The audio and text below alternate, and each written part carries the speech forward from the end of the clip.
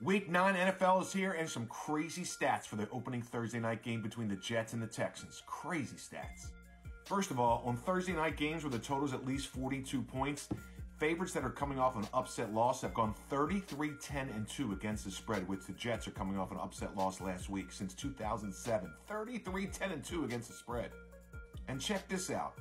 The Jets were the first team in 12 years to hold an opponent below 250 total yards without committing a turnover and lose a game. Teams that met that criteria since 2012 were 222-0. And the Jets became the first team in NFL history to score 20-plus points, not commit a turnover, hold an opponent below 250 total yards, and lose the game. That was against the Patriots last week. Unbelievable. But let's get on to the pick. I mean, I don't know. I can't take the Jets. I'm not betting the Jets. I don't believe in the Jets. They're not going to come together. They don't play together. They're just badly coached. Texans are without their top 2 receivers, though. And that's a big, big deal. But I'm going to have to side with the Texans. C.J. Stroud, just much better than Aaron Rodgers at this point. Coaching, much better on the Texans side than the Jets. Play calling, much better. Defense, better. I'm just going to have to side with the Texans. If it's a trap, it's a trap. Saints-Panthers. Since beating the Raiders with Andy Dalton at the helm, Carolina's 0-5 straight up. 0-5 against the spread, and they lose all 5 games by double digits. Saints aren't much better. They've lost their last 4 games by an average of 19.5 points a game. Carolina's just not fielding an NFL caliber team. That's the bottom line. But the Saints aren't either. And they're laying a big number on the road. 7 is a very big number. And listen, I know these are 2 crappy teams. And I know Carolina hasn't performed well. I've went with Carolina every single week. I'm going to go with them again. They're due. They're so due. It's just too many points on the road. And not expecting the Saints to be sky high for the Panthers on the road on back-to-back road games. So Panthers it is, plus the 7.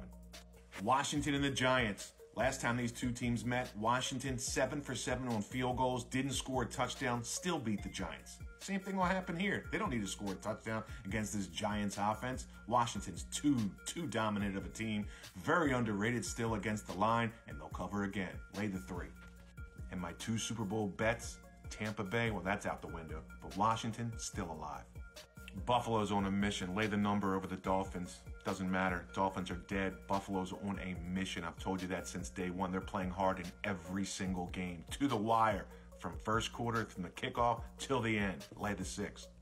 Watch out for the Browns. I called them last week, plus the 9 against the Ravens. They won outright. Here's another outright winner. Browns, plus the 2 against the Chargers. Patriots, Titans, another MoneyLine underdog you can add to your parlay. I've been going against the Titans ever since they let me down in week 1, blowing that 17-0 lead against the Bears. Expect the Patriots to go in and get the outright win here, plus the 3.5's a gift. Falcons will take care of the Cowboys. I'll be glad to bet against the Cowboys every single week. Here's another possible MoneyLine underdog and a big one, the Raiders. Bengals, Raiders. Raiders are playing all the way through the end for their coach. They're playing hard. Even they don't have much on the field as far as talent. But this is a big number here with Cincinnati. And Cincinnati's defense is just not getting off the field. They're just not playing well. And the Raiders can sustain drives, move the ball, and they'll keep this number within 7, even though I know the Bengals offense is potent. But the Bengals have a big division game next week at Baltimore. And 7's just too many. Raiders plus 7. Broncos, Ravens. This is a tough one.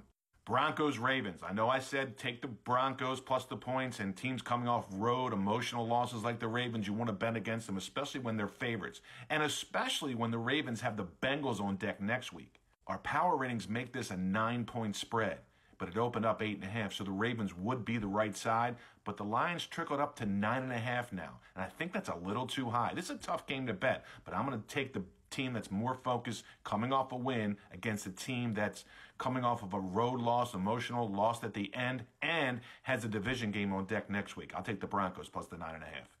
Same thing with the next game. Bears coming up an emotional Hail Mary loss against the Washington Commanders last week. Cardinals coming off a nice win. I'll take the Cards at home and lay the 1. Jags had their shot to make a playoff run last week with a win versus Green Bay. Didn't get it done. And that's very deflating. Now they got to go on the road to face a red-hot Eagles team, which I told you a couple weeks ago, they're going to start going on a winning ATS run. Lay it with the Philadelphia Eagles this week. Lay it big. They'll blow out the Jags.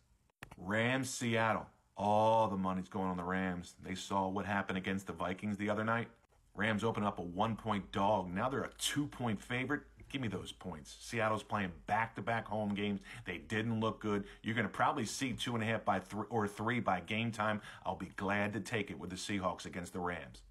Doesn't matter who's that quarterback in the Green Bay-Detroit game. Green Bay's going to cover against Detroit. The line's about +3 right now, but I wouldn't be surprised if you're going to catch 3.5 or 4 by game time. Here's another game, Minnesota, Indianapolis. Indianapolis 6-2 against the spread. Make it 6-3. Vikings will bounce back. They'll beat Indianapolis. Lay the 5.5. And on Monday night, got to lay the points with the Chiefs. Tampa Bay's just too banged up. I know the number's high at 9, but I got to lay it with KC.